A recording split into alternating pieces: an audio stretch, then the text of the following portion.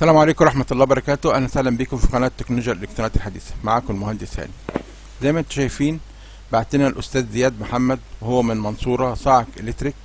الصاعق دوت هو أستاذ زياد من أعضاء القناة، تواصل معايا وطلب مني إن هو عايز يصلح الصاعق دوت، وقال لي أنا عايز أبعت لك الصاعق تصلحه لي. فقلت له طيب مشكلة الصاعق إيه؟ قال لي إن الصاعق كان شغال كويس وفجأة الصاعق وهو شغال ابتدى يضعف ويضرب شرز ضعيف. طلبت منه انه يحطه في الشاحن ساعتين عشان يشحن وبعد كده يجربه، ربما يكون البطارية مش شحنة كويس، لكن هو فعلا حطه في الشاحن وبعد ساعتين جه يجربه لقاه برضه ضعيف مع ان كشاف كويس. وفك قلت له طيب احتمال يكون في مشكلة في البطارية، فك البطارية هتشوفها لقاها البطارية كويسة. فقلت له لا كده ممكن يكون في مشكلة في قطعة الصاعق، فطلب مني انه يبعتهولي عشان اصلحه، وهو فعلا بعتهولي. والنهارده هنتعرف مع بعض ازاي نصلح الصاعق ده صاعق امريكي، اول مره نصلح صاعق زي كده في القناه. صلحنا صواعق كتير بس العطل ده عطل شائع وبيحصل في صواعق كتير، فاحنا هنتعرف ازاي نصلح الصاعق الضعيف لما يكون بيشرد شرد ضعيف والبطاريات بتاعته كويسه. تابعوا الشرح لان الشرح فعلا مهم جدا، واول مره هنصلح صاعق ضعيف. نتعرف مع بعض ازاي نقوي الصاعق ونخليه يرجع يشتغل تاني. طبعا انا جري الفيديو علشان خاطر مراحل الفك ديت ما تطولش معاكم، عشان الشرح يبقى بسيط وسريع. زي ما انتم شايفين هو فك البطارية وحاول يشوفها لقاها كويسة. اول حاجة هنعملها طبعا احنا هنكشف على الصاعق، فاحنا اول حاجة بنعملها عشان زي ما انتم شايفين كده في مكثفين اللي هم مكثفين الرفع او اللي الدعم بتاع الصاعق، وده اول مرة يجي لنا صاعق فيه مكثفين زي كده. دايما الصواعق ما بيبقاش فيها المكثفين دول، ودول المكثفين بيدعموا الشرارة. زي ما انتم شايفين كده هنحط كده نجيب الباور سبلاي ونجرب القطعة. اول حاجة بنجرب القطعة الباور سبلاي من غير البطارية عشان لو البطارية فيها مشكلة هيبان. زي ما انتم شايفين كده الصاعق بيشرد شرد ضعيف.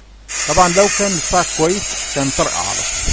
زي ما انتم شايفين كده الشرد ضعيف، ده الشرد اللي بيحصل لما الصاعق بيضعف او القطعة بتاعت الصاعق بتضعف. طبعا قطعة الصاعق هي فيها مشكلة او في المكثفين. طبعا انا اول حاجة هعملها هفك المكثفين دول. طبعا اول مرة صاعق يجي لنا فيه مكثفين زي ما انتم شايفين كده، فاحنا هنفك كده القطعة بتاعت الصاعق من المكثفين. ربما يكون المكثفين دول بايظين وهم اللي عاملين المشكلة دي. هنفك كده قطعة الصاعق. المفروض ان قطعة الصاعق ديت من غير المكثفين دول بتضرب طرقعة جامدة جدا. طبعا لما بوصل على باور سبلاي 7.5 فولت لازم تديني طرقعة قوية جدا، الا اذا كان فيها مشكلة. زي ما انتم شايفين كده بتشرد شرد ضعيف جدا. الشرد الضعيف دوت هو ده ضعف القطعة بتاعت الصاعق. طب القطعة دي ايه المشكلة بتاعتها؟ مشكلتها في المكثفات بتاعت رفع الجهد الضغط العالي، والمكثفات دي بتبقى جوه قطعة الصاعق.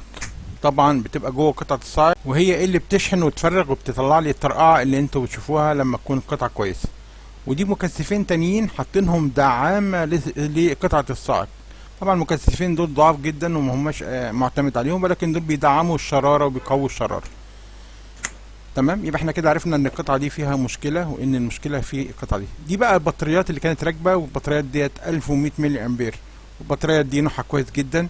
وزي ما انتم شايفين انا حبيت اوضح لكم انها 1100 ملي امبير لان في صواعق كتير جات لنا البطاريات بتاعتها 250 ملي امبير، وبنصح ان اي حد يركب بطاريات يركب من النوع ده من البطاريات. هنبدأ بقى نقيس البطاريات عشان نشوف شحنة كويس ولا مش شحنة.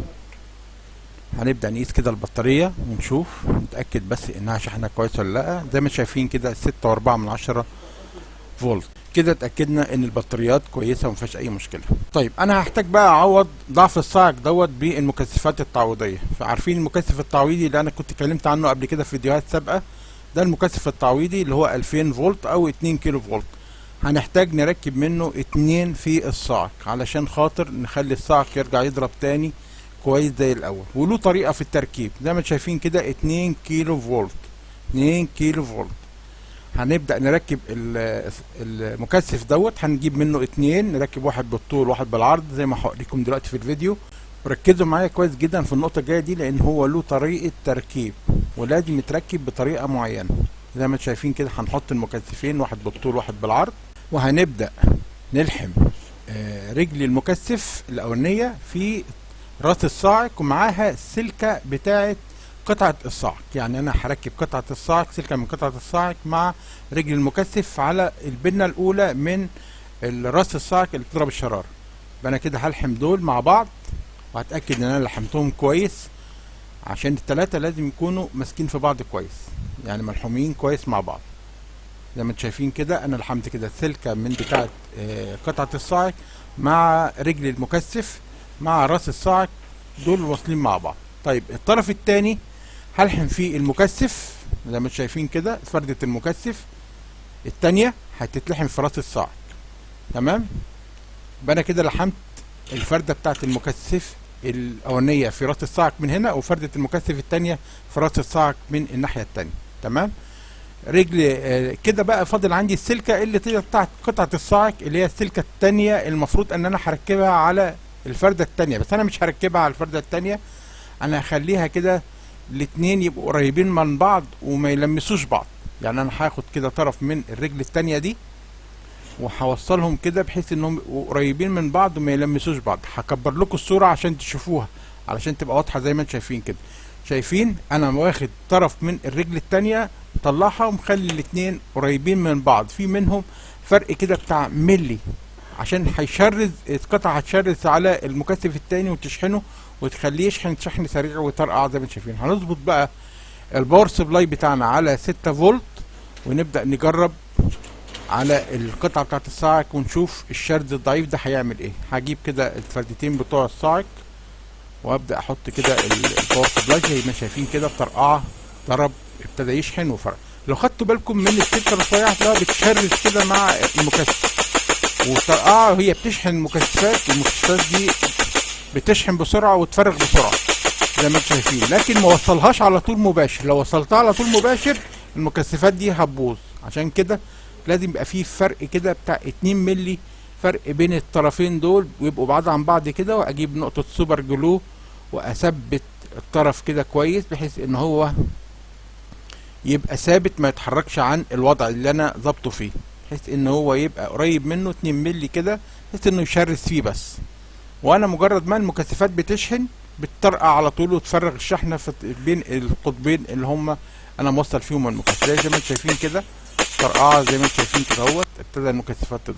لو انا خليتهم لمسوا بعض او لحمتهم على بعض المكثفات دي هتبوظ. هجيب بقى لمبه الكشاف كده وارجعها تاني.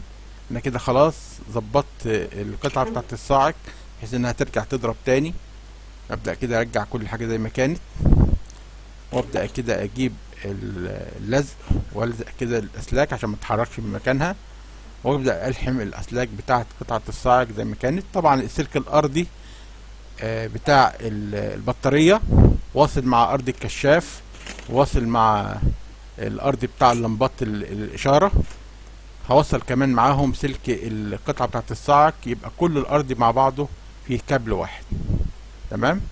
السلكه الموجب بقى بتاعت الصاعق هوصلها على المفتاح بتاع الضغط اللي انا بضرب منه، اللي انا بدوس عليه عشان الصاعق يضرب شرر.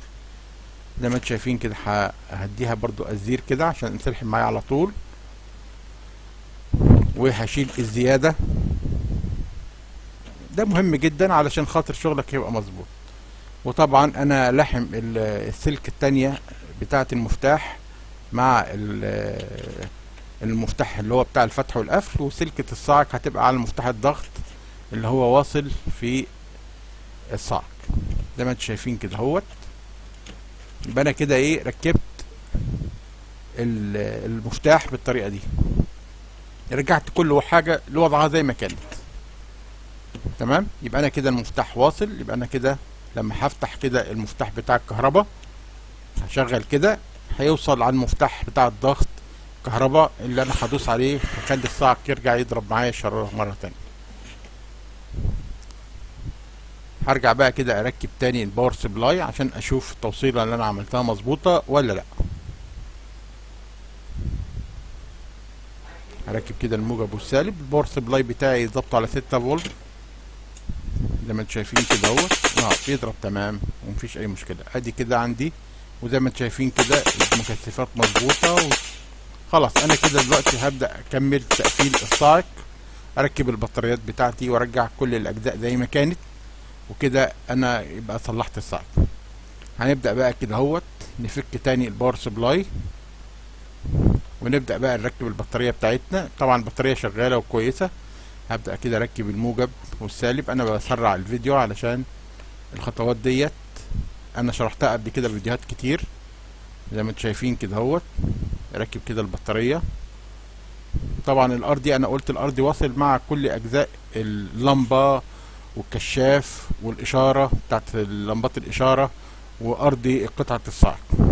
وطبعا انا هو طلب ان احنا نوصل له على الدايرة بتاعت الشحن بتاعته العادية، فاحنا هنسمع كلامه ونوصل له على دايرة الشحن العادية بتاعته زي ما انتم شايفين كده. هنبدأ بقى نجيب اللزق ونلزق كل الكلام دوت علشان نثبت الاطراف ونخليها تبقى ايه مظبوطة زي ما هي. زي ما انتم شايفين كده قطعة الصاعق بتضرب كويس. يبقى انا كده قويت قطعة الصاعق بعد ما كانت ضعيفة وبتشرد شرد ضعيف، رجعتها تاني تضرب مرة تانية بنفس القوة. واللي احنا عملناه دوت ان احنا عوضنا المكثفات الداخلية اللي هي جوه قطعة الصاعق اللي هي ضربت وباظت.